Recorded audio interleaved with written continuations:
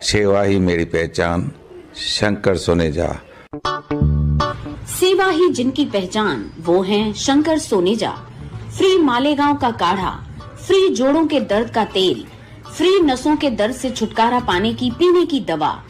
सेवा का लाभ उठाइए, सदैव आपकी सेवा के लिए हाजिर रहते हैं शंकर सोनेजा। में काई परसेंटेज न काई कमीशन काने एक बेसिक नॉमिनल फी हुंदी आ ऐं हिन में हिन वक्त 40,000 ॿारनि जो डेटाबेस आ रिश्तो में।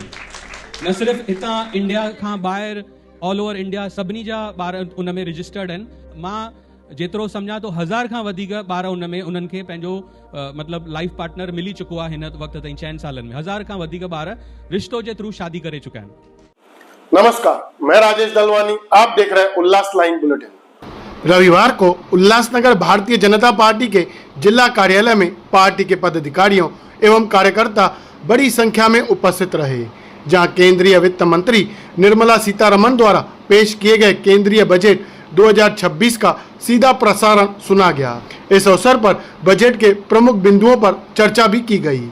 वित्त मंत्री निर्मला सीतारमण ने देश का आर्थिक बजट 2026 पेश करते हुए इसे आम आदमी, महिलाओं, किसानों और युवाओं पर केंद्रित बजट बताया है। बजट में मध्यम वर्ग को राहत, महिला सशक्तिकरण, कृषि क्षेत्र को मजबूती और युवाओं के लिए रोजगार व शिक्षा से जुड़े कई अहम प्रावधान किए गए हैं। बजट को लेकर अपनी प्रतिक्रिया देते हुए उल्लासनगर बीजेपी शहर अध्यक्ष राजेश वदरिया ने कहा कि यह बजट देश के स्वर्गीकरण विकास को ध्यान में रखकर तैयार किया गया है। उन्होंने कहा कि प्रधानमंत्री नरेंद्र मोदी के नेतृत्व में केंद्र सरकार ने आम नागरिकों की जरूरतों को प्राथमिकता दी है और यह बजट आत्मनिर्भर भारत की दिशा में एक मजबूत कदम है। आज जो यशस्वी प्रधानमंत्री नरेंद्र मोदी जी के नेतृत्व में वित्त मंत्री श्रीमती निर्मला सीतारमण इन्होंने जो बजट पेश किया है, ये बजट आर्थिक ग्रोथ को बढ़ावा देने वाला है। निवेश, उद्योग और रोजगार सृजन इसको मजबूत बनाता है। साथ में जनता की उम्मीदों को पूरा करने वाला ये बजट है। सामान्य नागरिकों को अधिक सुविधाएं व अवसर देने वाला ये बजट है। सबका साथ, सबका विकास, विकास का लाभ सभी समाज, सभी वर्गों को पहुंचाने वाला ये बजट है। हमारा शहर औद्योगिक शहर है, व्यापारियों का शहर है, तो व्यापार के हिसाब से हमारे शहर को क्या मिला? जितना मैंने अभी सुना है, 5 लाख की जनसंख्या वाले शहरों को एक इंफ्रा की बूस्ट मिलेगी, जिसके लिए 5 लाख करोड़ रुपए का एक फंड रखा गया है।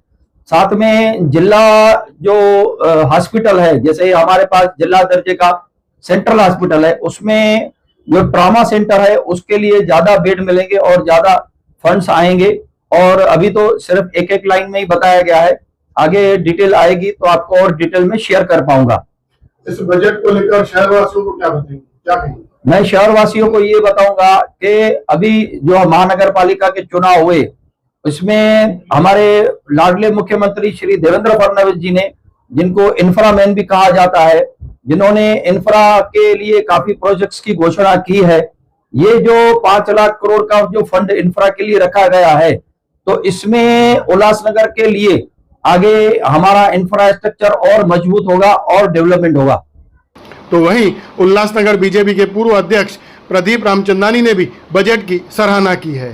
ये आज का जो एक भारतीय जनता पार्टी ने एक कार्यक्रम रखा था कि बजट जो आज हमारी वित्त मंत्री निर्मला सीतारमण ने पेश किया, आप देखेंगे 2014 से लेकर आज तक देश में निरंतर जिस तरह से प्रगति हुई है, यही नहीं इंफ्रास्ट्रक्चर हो, देश पूरे विश्व में जिस तरह से प्रगति हो रही है, इस वर्ष भी 7.2% से जीडीपी बढ़ेगी, जो कि विश्व की 1 नंबर जीडीपी होगी।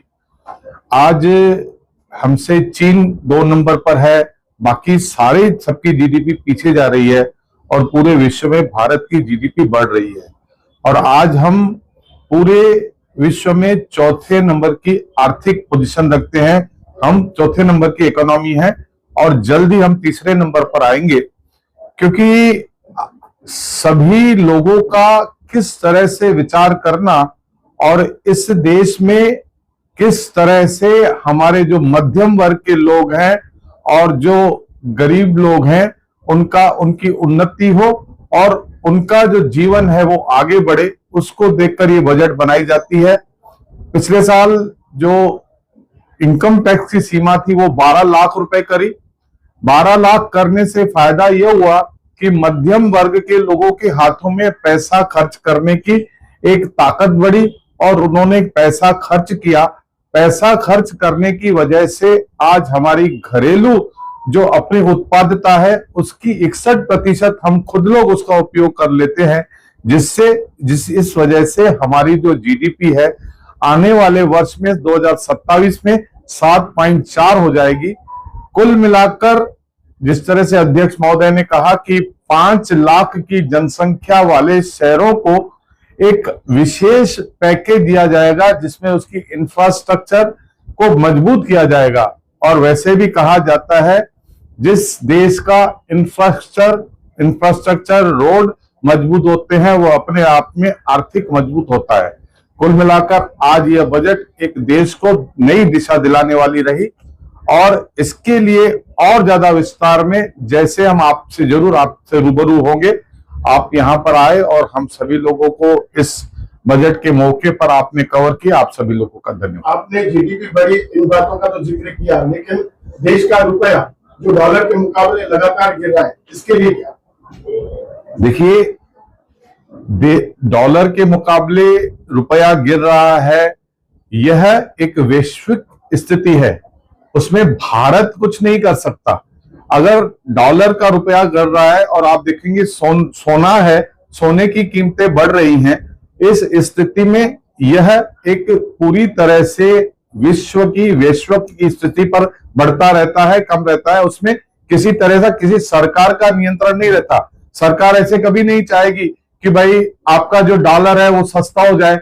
डॉलर महंगा होने से हमारी जो एक्सपोर्ट होती है उसको भी फायदा पड़ता है। इंपोर्ट में हमको नुकसान पड़ता है, जब हम एक्सपोर्ट करते हैं तो हमको फायदा पड़ता है। तो आप इस चीजों को ऐसे ना देखें कि डॉलर बढ़ रहा है इसका मतलब कि हम लोग नुकसान में जा रहे हैं। आज की तारीख में हमारा एक्सपोर्ट ज्यादा है, इंपोर्ट कम है। अगर एक्सपोर्ट से डॉलर बढ़ रहा है तो भारत के पास मुद्राएं विदेशी और ज्यादा आ रही है। ब्यूरो रिपोर्ट, महेश रोकड़े, उल्लास लाइन बुलेटिन, उल्लासनगर। उल्लास लाइन बुलेटिन को सब्सक्राइब करें, बेल आइकॉन दबाएं और देखिए उल्लास लाइन बुलेटिन की न्यूज़ सबसे पहले आपके मोबाइल पर।